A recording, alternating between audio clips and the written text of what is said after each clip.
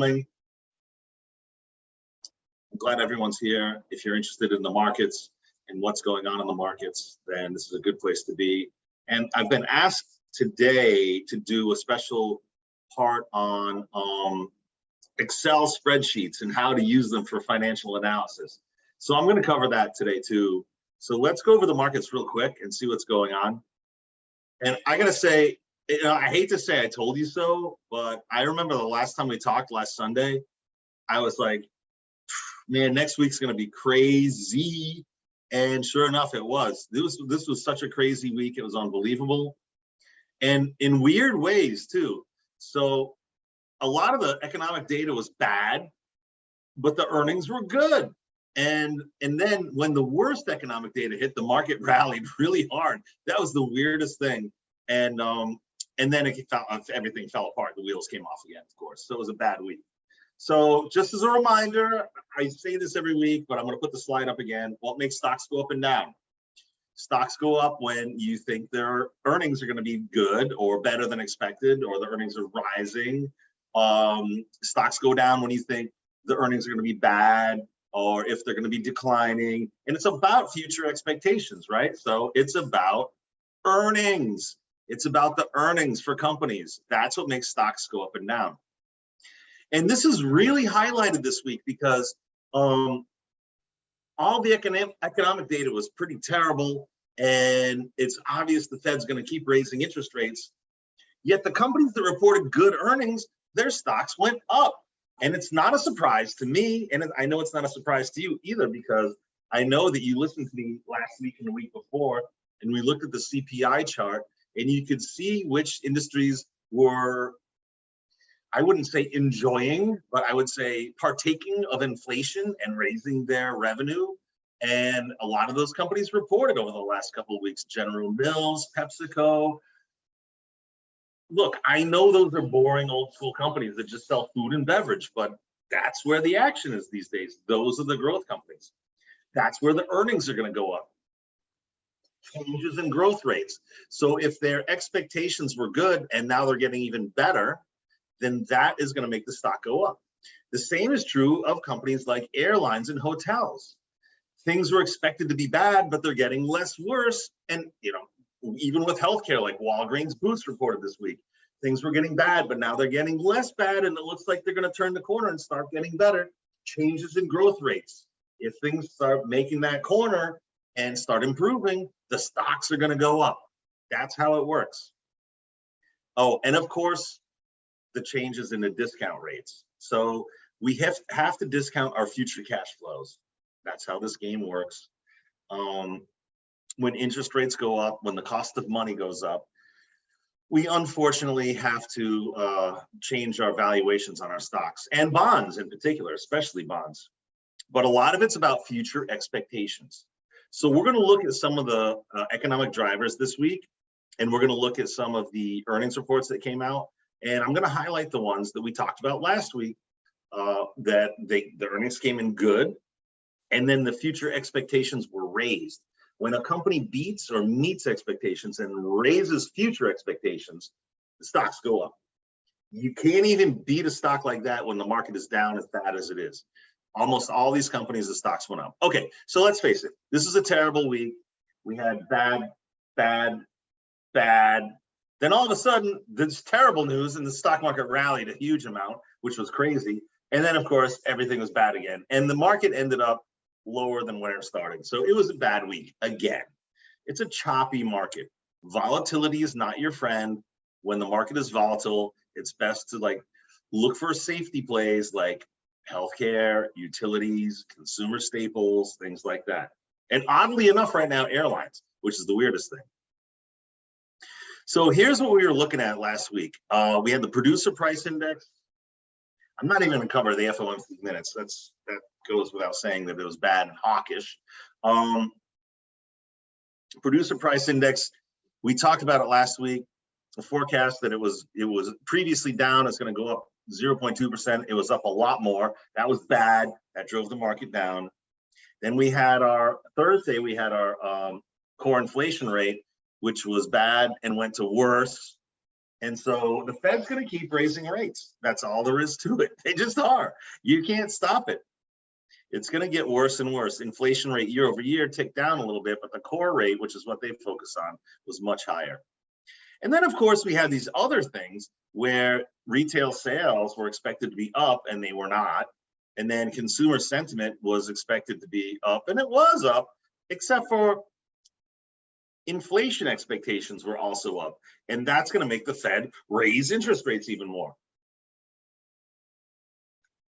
So here's the first one, the producer price index. And you can see it's not as bad as it was, but it's historically ridiculously high, and it's higher than it was expected. It was expected to come down here, and it did not. So that was bad. And that drove the market down early in the week. And then the CPI number came out, and it was terrible. You can see everything's red hot over here, except for the energy complex. Suddenly energy prices are going down, but it's too late. All of that is baked into pretty much everything else, and things like food and everything else, everything else is going up. And so CPI is as high as it's been since 1980s.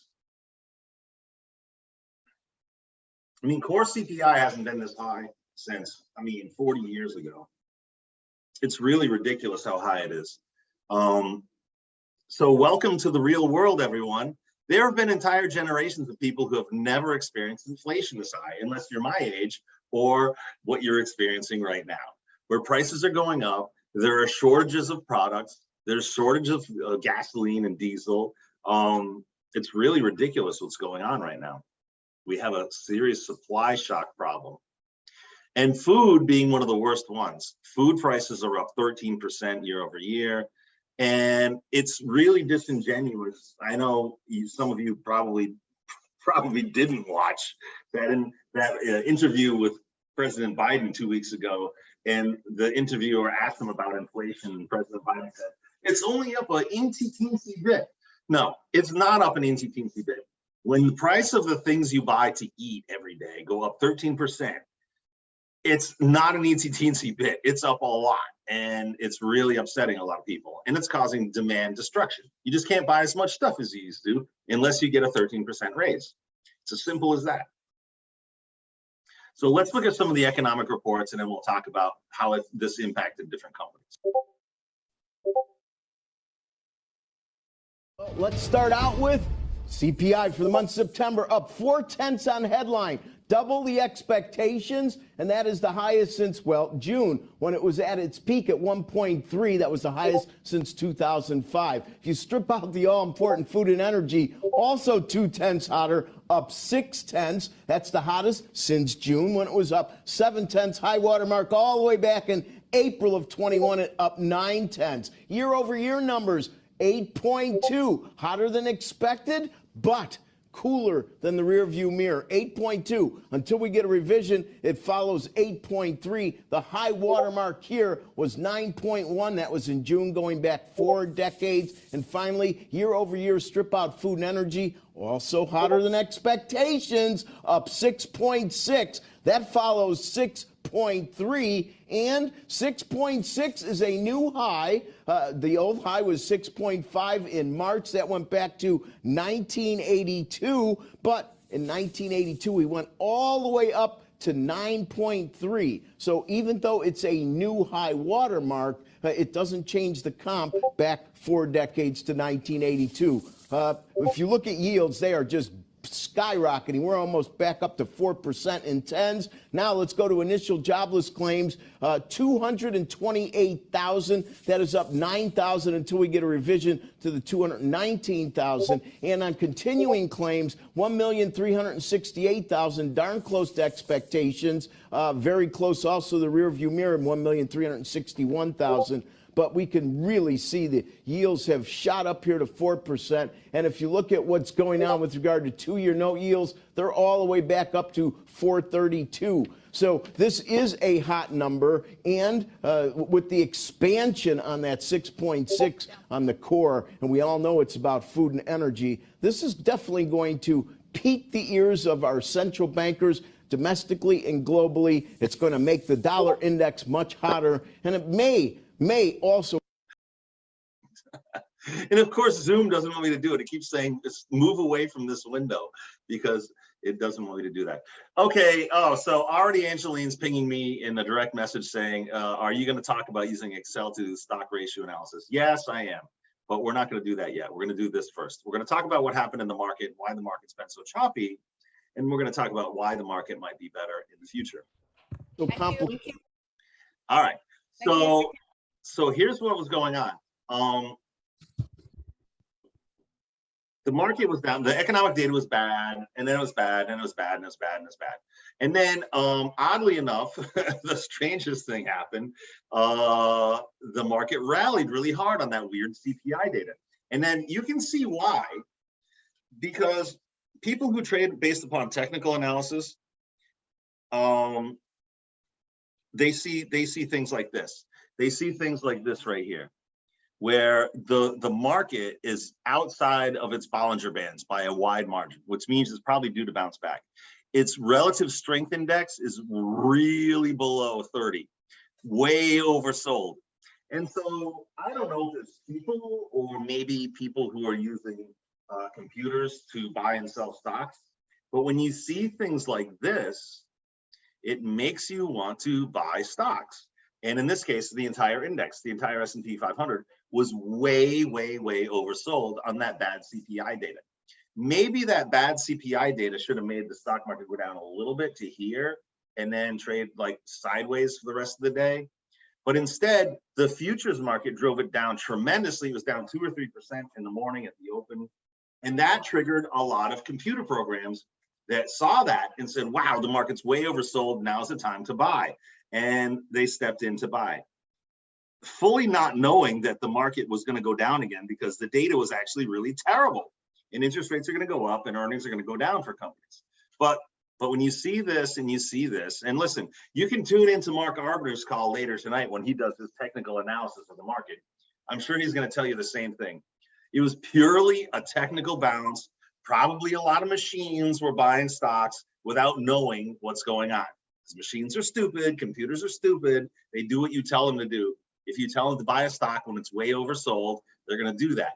And that's exactly what happened. And the market ripped higher. And then, of course, the next day came back down and we were down for the week. So what are you going to do? Anyway, the next economic report that came out, and this is important if you're buying consumer discretionary stocks or even consumer staples stocks, but particularly consumer discretionary stocks. Consumer sentiment numbers came out, and the big number that came out in this report was the inflation expectations. Back to Squawk on the Street. Rick Santelli here, live at CMHQ with the last of the breaking news of a wild week. First of all, business inventories for August up 0.8%, a little light versus expectations. Follows up 0.6, that's unrevised, and 0.8, well, it's just the biggest since June when it was up 1.4. As a matter of fact, maybe what's most noteworthy is all the way through June, Jan through June, we're up double digits on inventories. The last 2 months, single digits is referenced by up 8. Okay, so that's really bad. Now, if you cover stocks for long enough, now I know you haven't done it for a long time, but I'm just going to tell you, when you own a stock of a company, and in particular, if it's a retailer of any kind, and you see double-digit growth in inventories, that is a red flag. That means they have stuff that they cannot sell, and either one of two things is going to happen.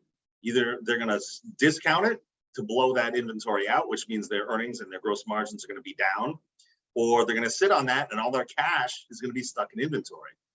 And it means that either they bought the wrong stuff or the economy is slowing down and their sales number is going to go down.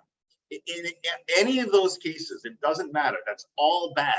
Never, never, never a good sign if there's a double-digit inventory increase. University of Michigan sentiment. This is October preliminary, which means in a couple and a half weeks, we'll see the final read, and indeed it could change. If we look at the headline number, it's 60 59.8, 59.8, so it's a whisker below 60, and 59.8 continues to show that we've now had 1, 2, 3, fourth month in a row above that 50 that we had in June, which was a historic low. 65.3 is current conditions, and 65.3 is pretty juicy because in June we were at 53.8, and finally on expectations, 56.2. That is the only one that is sequentially lower than the previous final read, which was 58. Now let's get to the inflation numbers, shall we? On the one-year inflation, boy, it ramped up a bit. 5.1%, 5.1, and we've had several months where it dropped down. We've gone 5.3, 5.2, 4.8, 4.7, which was last month.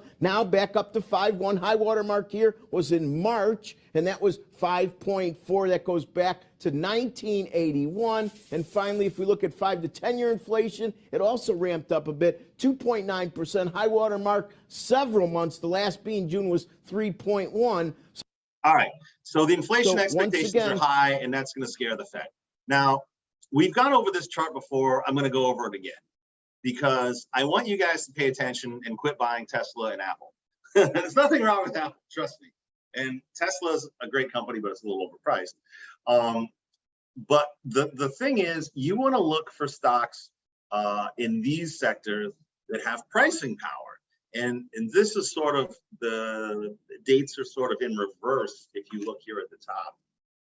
But the thing is, you want to look for things that went from red, which is bad, to green, which is good. Green is good because this means these are companies that can raise their prices and raise their earnings and have higher cash flows. And if investors see higher earnings and higher cash flows, what are they going to do? They're going to buy more of the stock. They're going to think the stock is more valuable. The price of the stock is going to go up. So you got to look at things like this, like food, beverages, consumer staple stocks. They're doing great right now. Look at this one. This is a weird one right here. We've got household furnishings and supplies. I don't know a whole lot of companies in that space, but no, I don't know, maybe Mohawk Industries, maker of floorings. They might be doing really well right now. We have to keep our eye on that company. That's one of the biggest ones in that space. Here's one that went from deep in the red negative to green positive. Medical stuff. So healthcare companies probably doing pretty well right now. Of course, you've got all of your stuff here, rent. So that would be like apartment REITs, and of course, lodging away from home. That's hotels. That's hit a new high. Went from 2.3 up to 7.47. And of course, the biggest one of all on this left-hand side is airline fares. Airfares are up. They went from bad to worse to okay to super duper, and now they're fantastic at up 33.36%. So if I were you, I would be looking for stocks in the food and beverage space, consumer staples, household furnishings and supplies. Maybe I would personally look at Mohawk Industries. I'm going to look at that company after we get off this call. Medical care and commodities. Okay, so that would be healthcare, including Walgreens Boots and United Health and things like that. Rent lodging away from home, that would be hotels. And airfares obviously up a lot, so that would be the airline companies. It's pretty simple. Now, something's going on that's interesting in the airline companies, and one of those things is that during the recession, when everybody was working from home, the thing that cratered the most wasn't just travel in general. It was travel in general, but it was business travel by far. And business travel is usually at a much higher price than travel for individuals, leisure travel. And then now that we've got a 2-year hiatus on travel, people want to go out and travel again. And so airlines are full.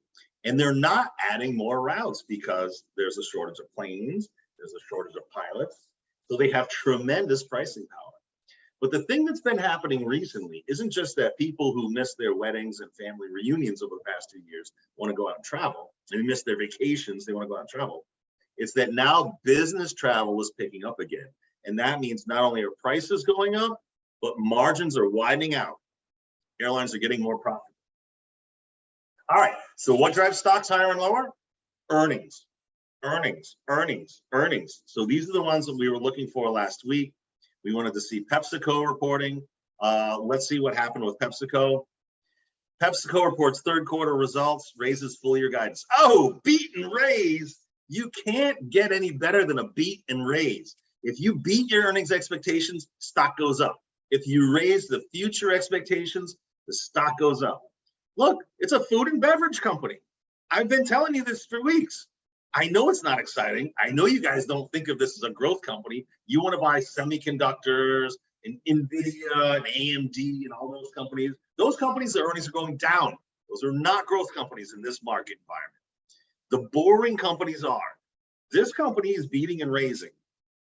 Here's a great headline. PepsiCo's average product prices spiked 17% year over year, while the Fed sits around and rearranges numbers, which, by the way, is a reference to rearranging the deck chairs on the deck of the Titanic as it's sinking. That's what that's a reference to. They're rearranging the deck chairs on the Titanic as everything's going down. There's obviously an ugly inflationary picture for the country, and at least one company is giving it to people straight, and that's PepsiCo. And they're just telling you straight up, our costs went up, so we raised prices, and now our costs are going down, but our prices are staying the same. So they're going to keep their higher prices, even though the cost of grains, sugars, water, carbon dioxide, flavorings, all of those things are coming down, but their prices are locked in, and their profit margins are going to be much higher, and their revenue is going up double digits. Let's see what happened.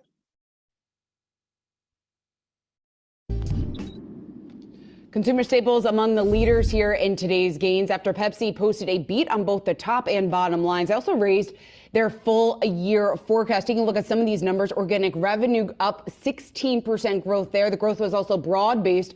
North America and also global markets each delivering that 16% growth. Snacks were up 20%. Beverages were up 12%. We had the CFO, Hugh Johnston, on Yahoo Finance earlier today, and he was basically saying that Pepsi has historically done well even into a recession. So, Rochelle, maybe that explains the strong numbers here. I think the question, though, for Wall Street, as we do see the strong report come out of Pepsi leading the way for this current quarter, whether or not this is going to be a trend, maybe earnings aren't going to be as weak as we had initially expected, or rather, if Pepsi will simply be an outlier here. It's interesting. Obviously, we're still very early in the earnings season, but perhaps this speaks to the consumer that they're not pulling away from brand loyalty. They are sticking with some of these brands. Obviously, Pepsi also owns Doritos, Gatorade, and a number of other brands as well. And consumers clearly still sticking with that loyalty and still willing to spend a premium for some of these brand names versus, say, some of these store brands. We know that as inflation has peaked, people have turned to some of these grocery store brands. But as we're seeing consumer staples still going strong at the moment, as we're looking at some of the ones on the screen here, Coca-Cola, Pepsi, Tyson's, Campbell and Kellogg, enjoying some gains today, showing that people aren't pulling back, at least on some of these things, despite high inflation, Dave. Yeah, and Sean asked which of those things will happen. I'm just going to go with yes, because overall, I think Pepsi is going to continue to grow. Snacks and beverages will continue to be recession-proof because they've talked about raising their prices. Has not impacted one bit the demand. In fact, their CEO says our category seems to be growing faster than food. Food is growing faster than non-food. I don't think that's going to change in spite of all the ups and downs potentially economically around the world. I don't think overall they're going to be the rule of what we see in the quarter. With the exception of booze, my friends. Tilray, we really focused. So basically what they're saying is not only are they beating estimates and raising guidance, but things are accelerating. And that's what investors like. They like better than expected earnings, higher than expected future earnings, and accelerating earnings. That is a growth company. It's hard to believe because it's a quiet food and beverage company. You never think of them as a growth company. You always think of tech companies and startups as growth companies, but not now, not in this environment. Okay, so we got to figure that out. On their earnings in terms of being a Canadian. All right, oops. All right, so what happened to the stock? It goes from the bottom left to the top right. And they had a great week. Yeah, it was down a little bit on Friday, but not down as much as the market. And overall, the stock was up quite a bit and beat the market by a wide margin. That's right. The world is falling apart. Take a sip of Pepsi. Yes. Let's see what else we had. We had Taiwan Semi. I didn't even look at that one because I'm sure I'm not sure actually. Maybe we should look at that one. I might want to pull that one up in the background and check that one in a minute. We have Wells Fargo, BlackRock, Progressive. All the big financials started to report. So if you're covering financials for your group, for your team, you need to pay attention last week and this week because all the big banks are reporting. Most of them had really good earnings. Not all of them, but most of them did. And they mostly had positive results for the week. But then we get to the healthcare companies and airlines. So we see down here, we had Walgreens Boots and Delta Airlines. And those are two that we should look at. Look at fourth quarter results ahead of expectations, raising long-term targets for U.S. healthcare segment. Now, this is a classic example of a great company where its stock is down. And the reason the stock is down is because they had so much benefit when there was COVID and people were just piling into the pharmacies to get their shot, and then they were buying stuff on their way out. And this year, people aren't piling into the pharmacy to get their shot. So we call that tough comps. So things got a little, revenues were lower, earnings were lower, and that was expected. I would have expected it. I don't know why the stock went down as much as it did. But suddenly things are getting less bad. And in fact, they're turning the corner and starting to get good. So the fourth quarter results are ahead of expectations and they raised their guidance. That is a beat and raise, and it's hard to complain about a beat and raise. Let's see what they said. So it was still down a little, but it was better than expected, and they raised guidance. They're turning the corner. This is a company that's turning the corner while the stock is down. This is the kind of company you want to look for an investment opportunity.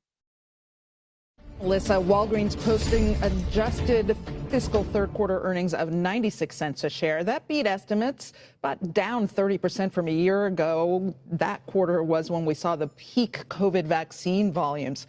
$32.6 billion in revenues, also just ahead of consensus.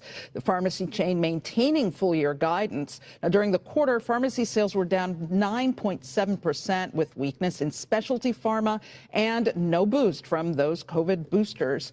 The new Walgreens Health division, made up of its majority stakes in Village MD primary care clinics and Shields Hospital Specialty Pharma, did $596 million in sales. That's up 65% if you compared to the standalone results for those units a year ago.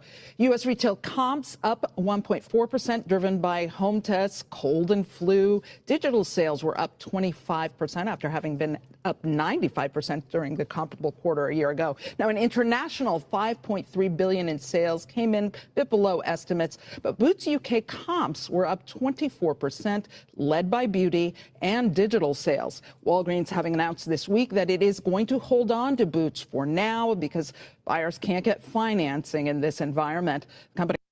Okay, you get the idea. It's a multifaceted business. Some results were bad, some were good, but generally, overall, it was a beat and they raised guidance. And that makes your chart go from the lower left to the upper right, unlike the market. And look, it's a boring old healthcare company. But now it's turning the corner. If you look at the long-term chart, it's down a lot. This is a stock that's been beaten up, and now things are getting less worse. And in fact, in a lot of its segments, things are getting much better, and they're turning the corner. That's the kind of investment opportunity you need to look for. Same thing with airlines. So, classically, people fall into traps. They like to follow the trend. They like to follow the herd. They like to see stocks that are already at 52-week highs, and they say, wow, this stock is going up so much, I want to buy it now. That's not the way to buy stocks. The way to buy stocks is you find a stock that's down a lot. And then when it's turning the corner and things are getting better, then you buy it. And that's when the stock starts to go up and you get back from the 52-week low to the 52-week high. That's the way to buy stocks. Piling on to profitable trades doesn't really help you because you're going to buy at the top and you're going to be left the bag holder, unfortunately. So same day, Delta Airlines reported, same kind of story. This stock has been beaten up. United Airlines, American Airlines, same thing. Their stocks are all beaten up. Let's see, record quarterly revenue and second consecutive quarter of double-digit operating margin. Wow. Return operations to industry-leading reliability. Expect December quarter revenue recovery to accelerate relative to 2019. Do you know what that means? They fully recovered. What they're saying here is that revenue is going to be higher than pre-pandemic levels. 2019 is pre-pandemic. If they have revenue in the fourth quarter, in the December quarter, that's ahead of 2019 levels, that means they're fully recovered from all the stuff, the crazy stuff that happened during COVID, and this company is back on track. And we've got double-digit operating margins. That's great. And so why is the stock down so much since 2019? I don't know. But if the operating results are better than 2019 and there's growth and it's more profitable, then the stock should be higher than it was in 2019. And it probably isn't. I haven't looked at it recently, but I did look at it this week. And I tell you, it's another one of those charts that goes from the bottom left to the top right. Good morning. Welcome back to Squawk Box, everybody. We are live from the NASDAQ market site in Times Square. Delta Airlines posting quarterly results. Phil LeBeau joins us with the numbers. Phil, good morning. Good morning, Becky. These are essentially in line with expectations. Delta, a top line coming in with revenue of $12.84 billion. The street was expecting $12.87 billion. Earnings per share, $1.51, but there's a 3-cent impact from Hurricane Ian. The street was expecting $1.53.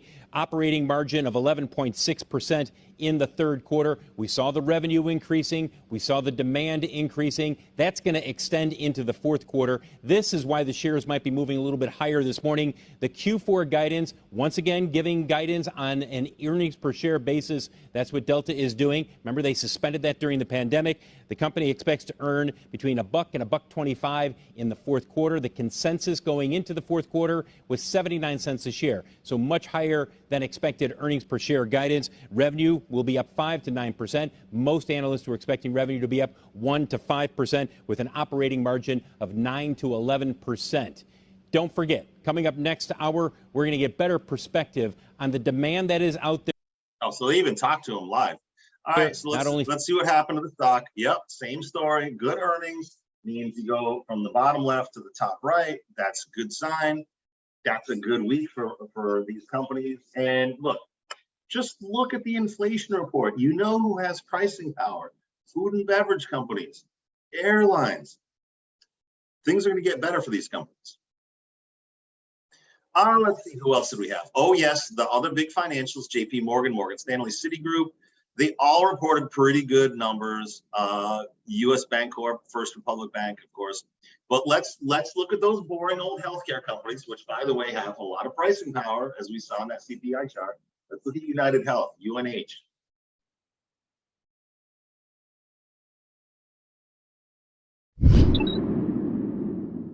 So let's talk about United Health. Speaking of just getting started, this company also out with its numbers this morning. It beat and it raised its forecast for full year earnings by a pretty impressive margin here. So the share's up 1.9%. This is after revenue growth last quarter grew by 12%. So all of this proving to be positive. Just to give the details here on the forecast, the new forecast, $21.85 to $22.05 per share for the full year in earnings. $21.40 to $21.90 was the forecast before. And the company's medical loss ratio, that's what percentage of its revenue is paid out for medical claims, 81.6%. Which is better than estimated. So quite interesting there. So this company seems to be doing well. You know, Saz, I'm reminded that healthcare is one of these sticky areas of inflation that stood out in yesterday's CPI report. Yeah, no, good point, Julie. And, you know, I think we're going to, if you go back and roll the tape from 3 months ago and we talk about United Health's earnings, I think we probably would have said the same thing. It's that this company just continues to execute very well in a challenging environment. And I'm just looking at their operating profit growth up 31% in an environment where the economy is slowing down, interest rates are going up. We're now, you know, and look at the chart they're showing you in the background. This stock has followed the broader market much lower over the past several months, yet the earnings were fantastic and it beat and raised. They raised their guidance. This stock should be up here in the 540, 550 range.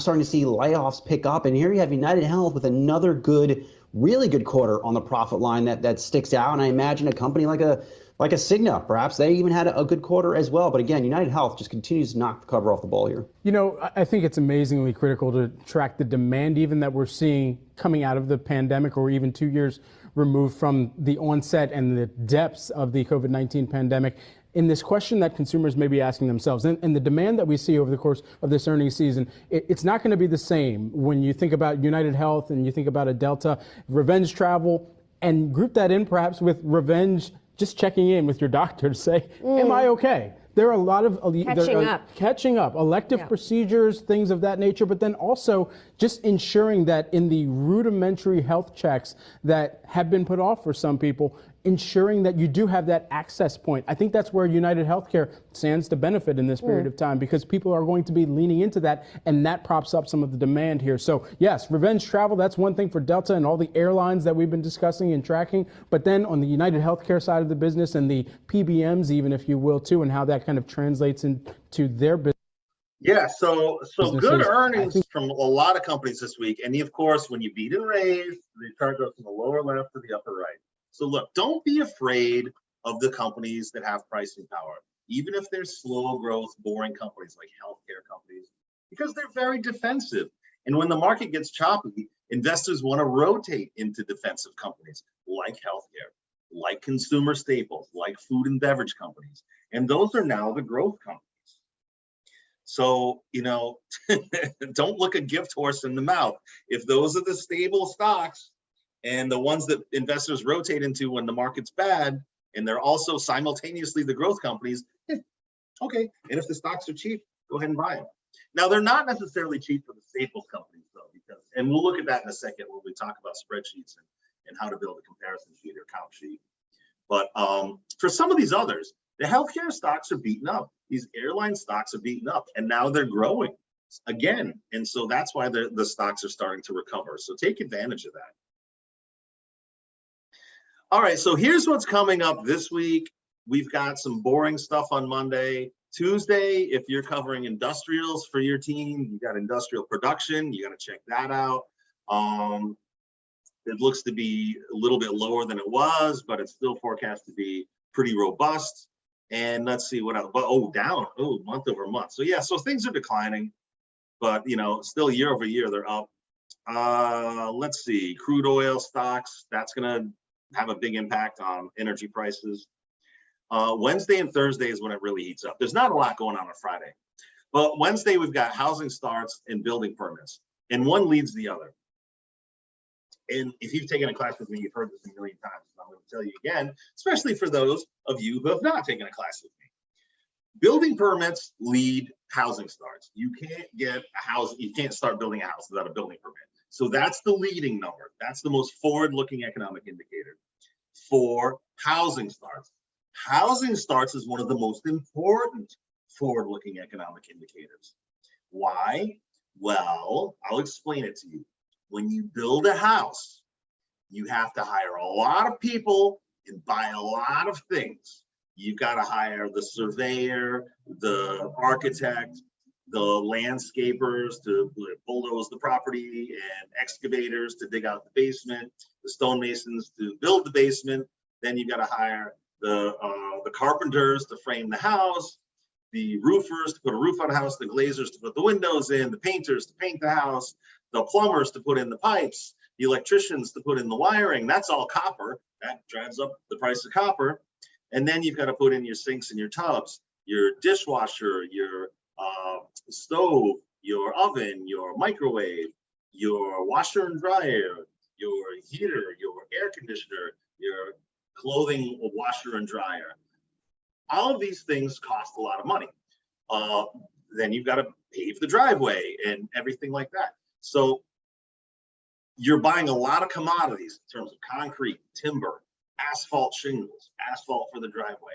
You're buying a lot of machinery and all those appliances. That comes right out of a factory. You're employing a lot of people directly and employing a lot of people indirectly. Home building is a huge driver of the US economy. So we all want to see this number to be up.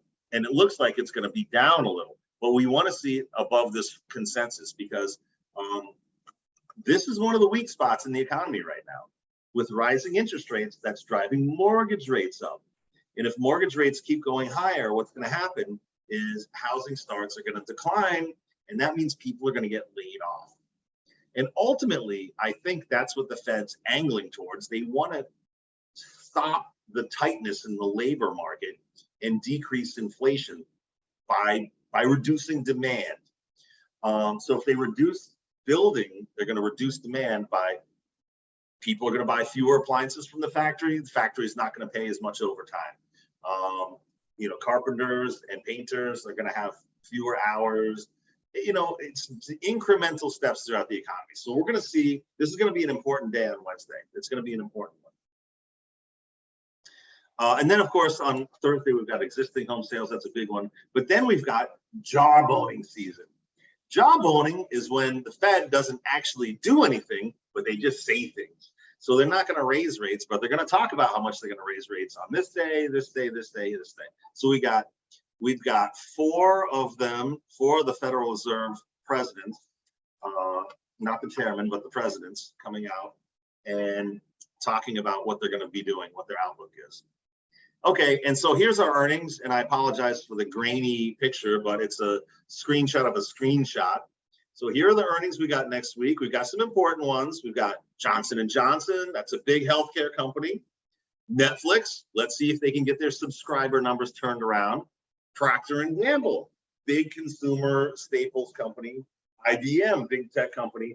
Everybody's favorite in this competition, Tesla, is going to be on Wednesday. And on a Thursday, we have communications, long time titan, AT&T. All right. So that wraps it up for the slides that I have for today. Let's go on to look at some ideas about how you can do some financial analysis for companies. Actually, you know what? Let's maybe do something else first. Let's look at something else real quick. Maybe we should look at Stock Track real quick. So let's see our dashboard. Let's see what you guys have been up to. I hope Tesla's still not number one. You guys aren't listening to me if that's true. Tesla's still number one. Oh my goodness. And look at you guys all in tech, all in on tech. I bet you're all losing your butts on this game. And this is, I mean, obviously, look, Tesla's a great company. I'm not going to bash it. And for sustainability, it's very good. There's no question about that. Apple's a great company too. Pretty fully valued though. Microsoft, great company. Amazon, NVIDIA. Look, companies like NVIDIA are just going to get beaten up because their orders are getting slashed. Their earnings estimates are getting slashed. It's not going to be a fun time for them. All right, well, let's look at the rankings. I'm sure some of you are doing pretty well. Woo! Wow. Wow, some of you guys are doing great. Nice.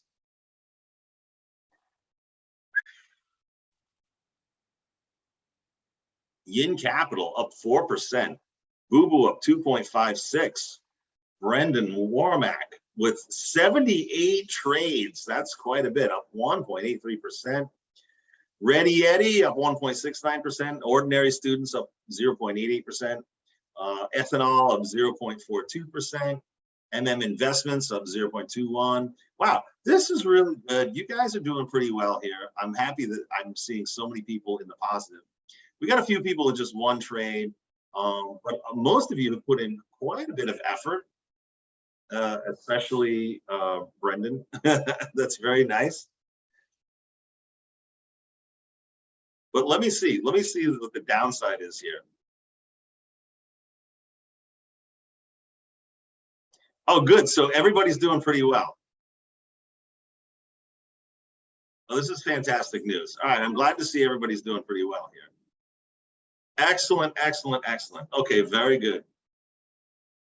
Very good. I'm happy to see that most of you are doing really well. This is fantastic news because the market got a little beaten up last week, and I'm glad you guys are making intelligent stock picks. Okay.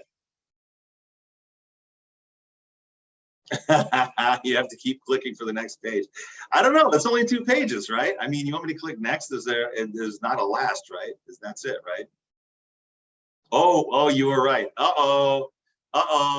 Uh-oh. Oh, you were right. Oh, boy. Hey, Ray, I'm gonna interrupt here that I think by November 1st, everyone who did not put it on trade will be disqualified, removed from this list.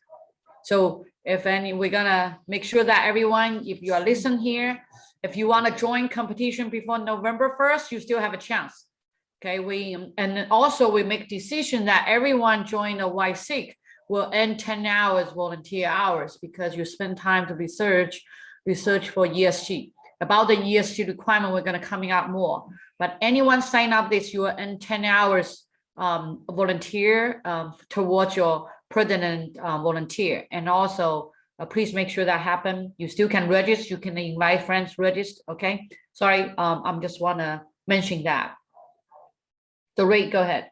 Yeah, that's fine. Thank you, Angeline, because you're right. There are a lot of people here with 0 trades. And so this is an investment competition.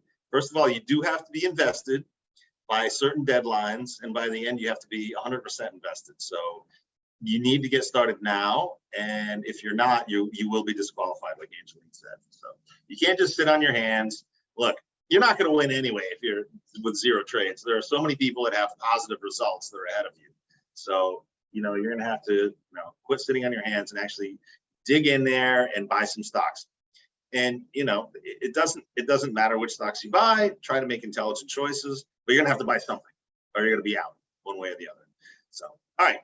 So there's that. Now, let's say, so Angeline wanted me to talk about Excel spreadsheets a little bit and how to build some analytical sheets and how to figure out which stocks to buy. So let me start from this. First of all, let's do a little bit of analysis. I'll do some in real time so you can see what I'm doing. And for any company that you're thinking about buying, you're going to want to do a little bit of analysis.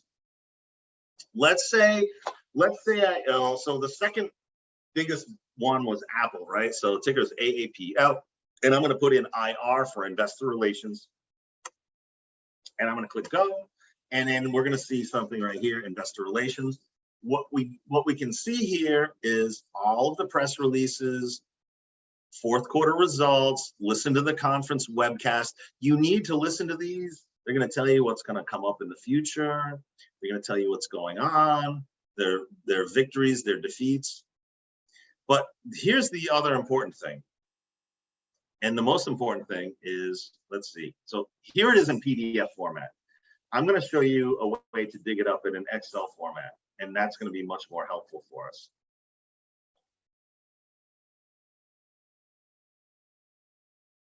So here's what I'm going to do. I'm going to back up and I'm going to click on the link that says SEC filings. And you should do this for almost every company that you're thinking about buying. And if you're on a team and you have been assigned a certain industry or sector, you should look at more than one company in that industry or sector. So you can compare them to one another and decide which is the best company. And in fact, which is the best stock. So I'm going to SEC filings, and we've got all the filings here. We've got all the Form 4s. I'm just going to go for the quarterly filings, the 10Qs. Let's look at the last one. Sure enough, there's one in the Excel format right here. And so I've downloaded it for the second time today. I had some class earlier. Well, I'm just going to show you real quick how this works. So I'm going to go to new share and share. Here's what comes up. This is the 10Q, but in Excel format. Looks pretty boring, right? Not a lot on there. But all these hyperlinks actually work. If you click them, it'll take you right to the income statement. So here's what you want to do when you start digging around on the income statement. You want to start looking at things like growth rates. I'm gonna move this 9-month thing way over to the side so we can do some work over here. You want to look at the growth of all these different items because that's going to tell you the story of how well the company's or how poorly the company is doing. And so what you want to do is figure out the percentage growth rate. Now notice that the years are sort of backwards here. They don't go from left to right like they should normally. It's traditional in these Wall Street financial reports that the current year is on the left and then they show you the prior year. Why? I don't know. Doesn't make any sense to me. And it's something you're going to have to undo later if you're going to do more research. But here's what you do. You subtract the prior year's results from the current year's results to show the change. And after you figure out the change, which is in parentheses, you divide it by the prior year's results so you can see the percentage difference. And let's put a decimal point in there. And you can double click it, you can drag and drop it, you can control C, control V it. You can do any of those things. Look, I'm going to control V, then I'm going to double click. It's going to fill in. But what we're doing is we're looking at the growth rate for all of these different items. And the way the income statement works is it starts with revenue, and then you subtract out different items. Ooh, that's good. That's a good negative there. They repurchase shares. That's really good. Okay, so it starts with the revenue, which is the sales, the net sales, and they break it into two categories, products and services. Products was down a little bit. People were waiting for the new iPhone to come out. I imagine next quarter, that number is going to be up significantly. So probably the stock will be up. But listen, everybody knew the new iPhone was coming out. So in the previous quarter, they didn't buy a new iPhone. They were waiting. It happens all the time. It's kind of traditional for Apple. But services was up a lot. And services includes things like their iCloud, iTunes. Those are subscription services. Apple TV Plus, that's growing at double digits. And that's sticky money because that's subscription based, and that's what investors really like. It's not as volatile as the products division. So total net sales were up 1.9%. This is going to tell us the story of what happened for the quarter.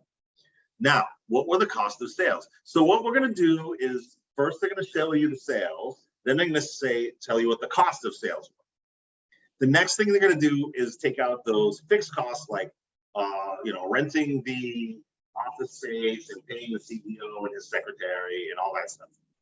That's going to be the operating profit after that. And then you've got those financing decisions, like how much interest did you pay? What was the depreciation expense and things like that. That gets you to what's called bottom line. And so we'll talk about that in a second. When you hear the term top line, when we hear those CNBC reports and they say they beat on the top line, they're literally talking about this, the top line right here. This is what the top line is. It's the sales number. If you beat on the top line, that's great. If you beat on the bottom line, that's even better. We'll get to that in a second. So we can see that the cost of sales of products went up. That's bad. So we had declining sales, but costs were up. That's going to be a big negative. We don't like that. But here's a good one. So the products, the services sales were up double digits, but the services expenses, the cost of those were not up double digits. It was up less than half that. That means our margins probably widened out pretty significantly.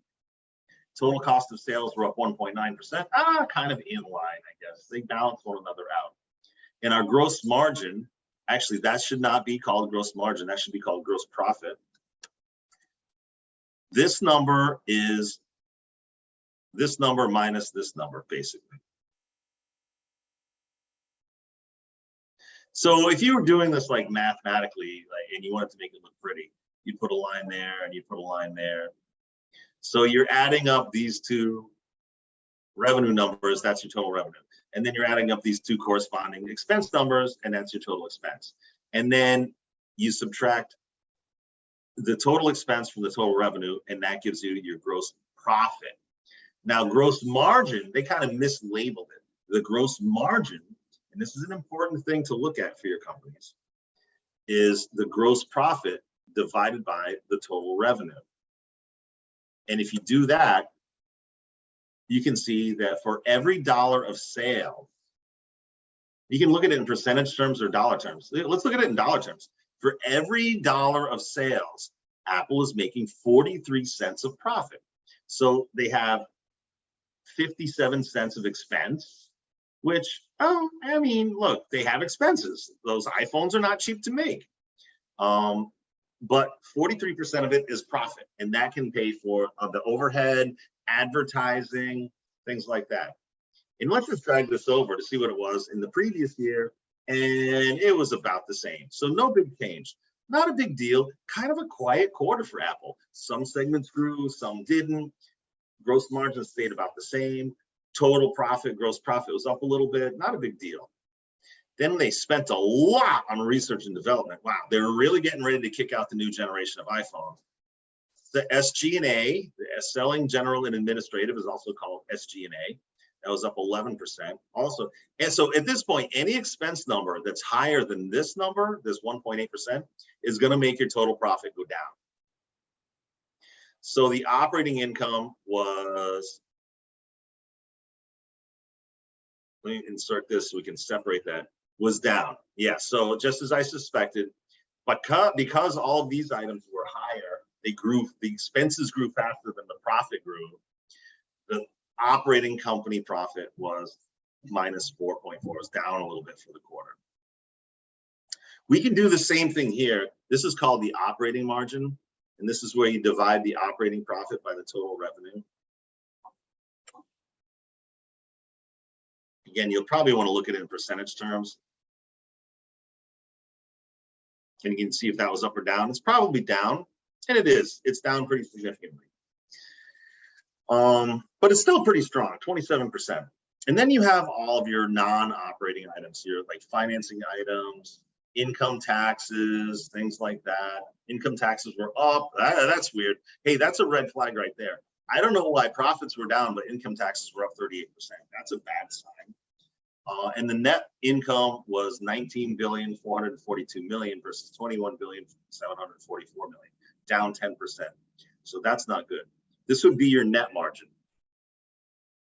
What was the net margin? It's the net profit divided by the total revenue.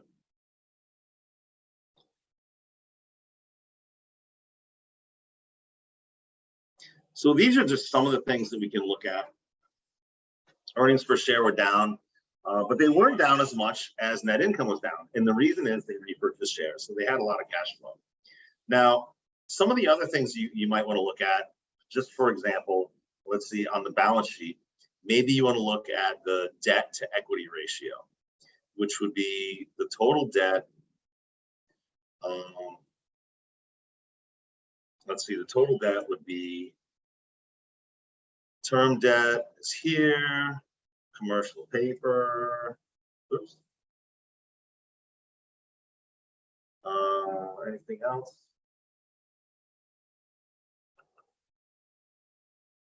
Term debt down here. So that's all the debt items. And you would divide that by the total equity.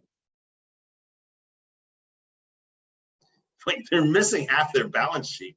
Must be on the next page.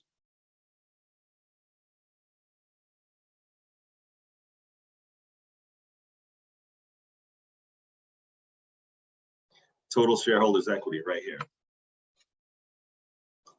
Okay, so this is a number that you want to look at across companies, because companies that have too much debt tend to go out of business during recessions.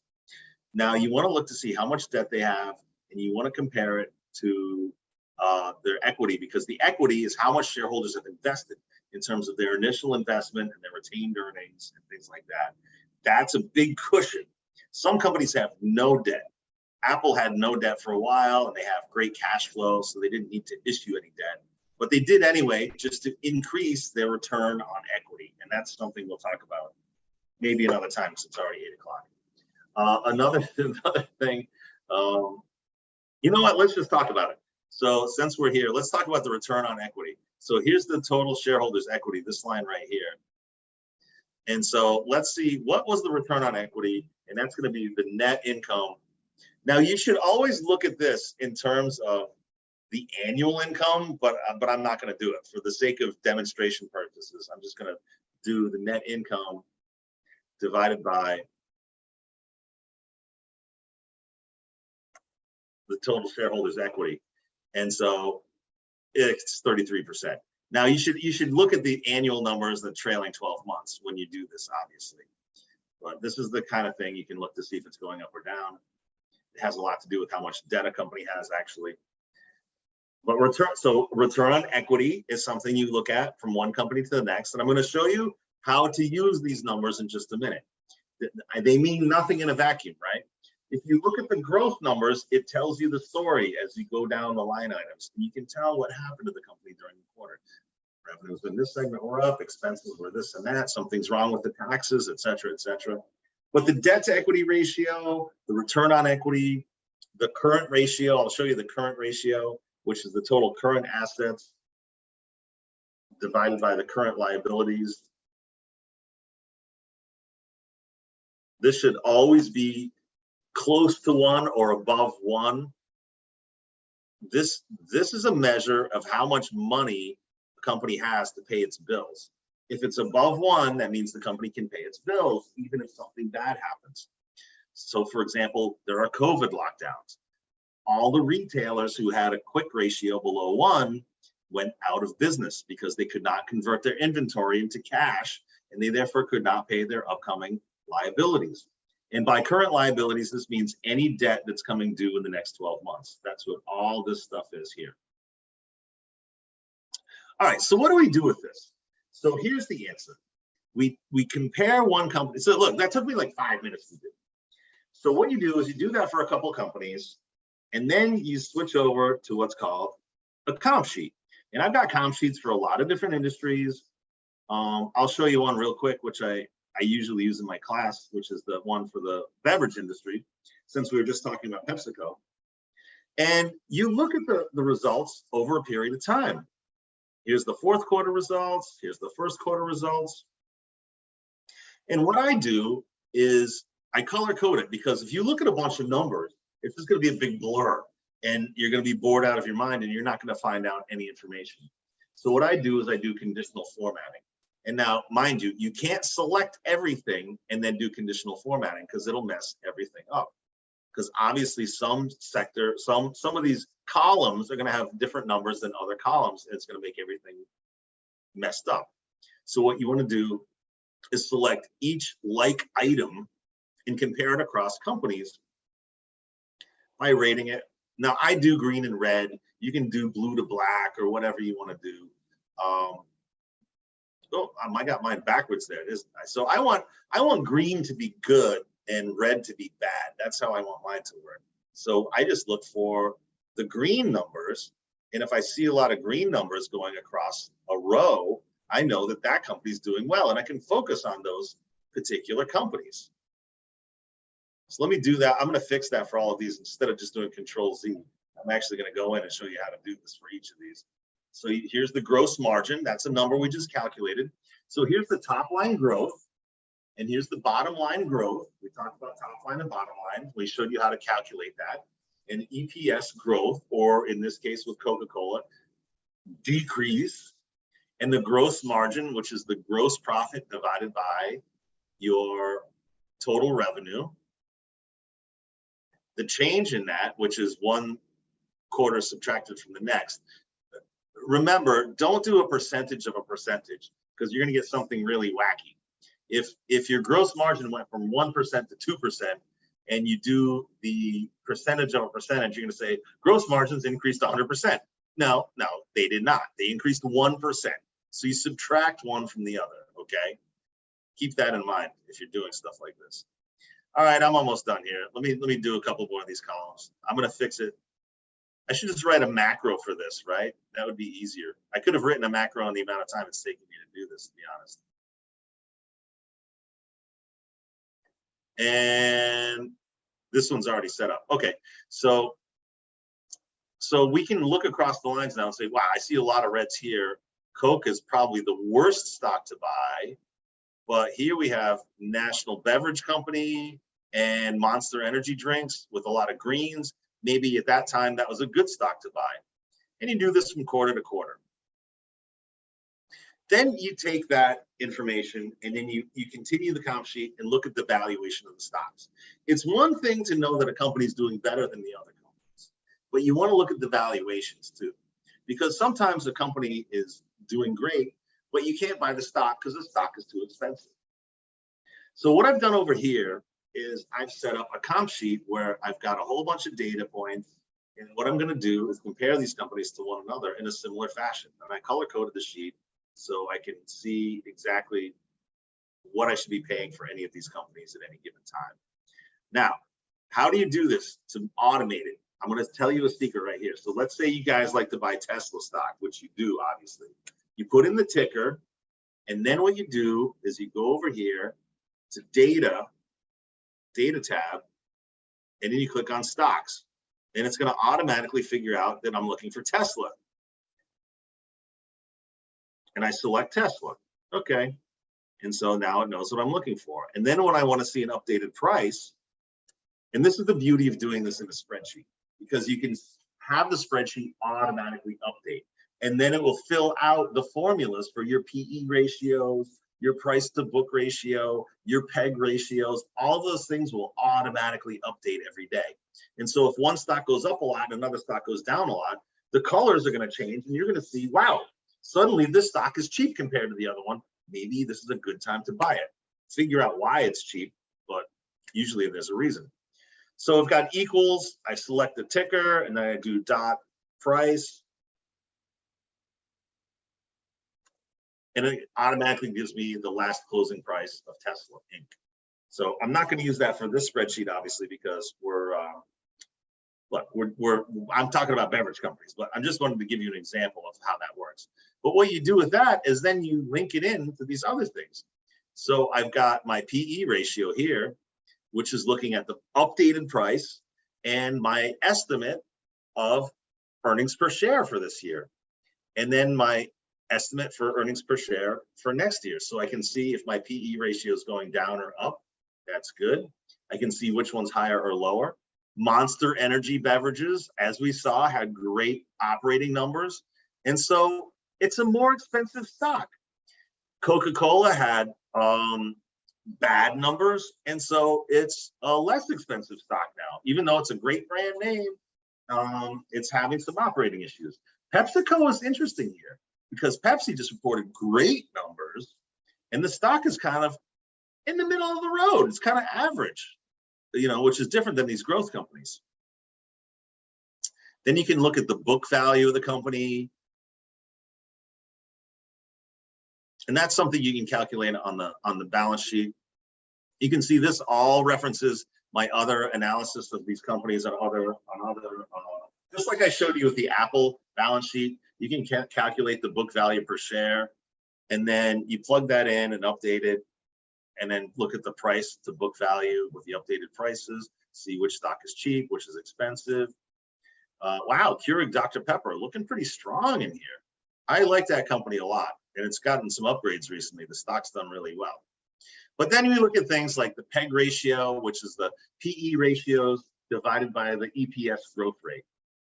Automatically updates based on the share price and the PE ratios. All right, so this can be fully automated after you figure out what your earnings estimates are, and you can just pick the earnings estimates off an online source if you want.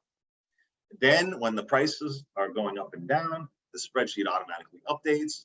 And if you color code it like this, it's easy to see which companies are better priced, which companies are better performing, and which companies are the stocks that you should be buying. I know it's a lot of information in a short amount of time, but basically this is one of the best ways that you can use spreadsheets to pick stocks.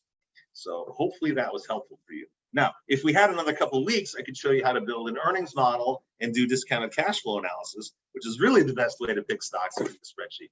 But this is the basic way. So this is called relative valuation. You're looking at all these metrics relative to another company or other companies in the same industry. And so, and then of course, we want to look at it compared to the average. So I calculate the average here, the mean, the median, and then I take what's going on with the S&P 500. S&P 500 PE ratios are getting pretty low right now because stocks are going down a lot. But I put those in, I updated those today. In fact, price to book is only 3.6. So here's the thing. Earlier in our call, we looked at the earnings from some of these companies, including PepsiCo. They were great. Revenue's up 17%. Earnings are up. They're raising their guidance. That's wonderful. The problem, though, is that they're trading at 17 times book when the other stocks in the S&P 500 are only trading at beat 6 times. Their PE ratio on next year's earnings, they're still trading at 23 times, which is pretty high compared to the S&P 500, which is 15. So yeah, they beat, they raised, the stock went up. It's a growth company, I get it. But that explains also why the valuation is so high. And so at some point, we want to pick those companies like the other ones we talked about, like the airlines, or what was the other one? What were the other ones we were talking about? The healthcare companies like Walgreens Boots, for example, where the stocks are down, but suddenly things are getting less worse, and now they're getting better, and they're going to go back to prior year, like 2019 levels, and the stock should go back to 2019 levels as well. And those stocks are going to have lower than average PE multiples. So those are the ones you want to look for. You want to look for stocks that are down with earnings that are turning the corner and going back up. Okay. All right. I've talked long enough. I've kept you here way longer than I should have. This is supposed to be like a 45-minute call, and we're on an hour 15. So I should stop sharing now. All right. You guys have a lot of questions. If you do, I'll stick around and answer some if you want.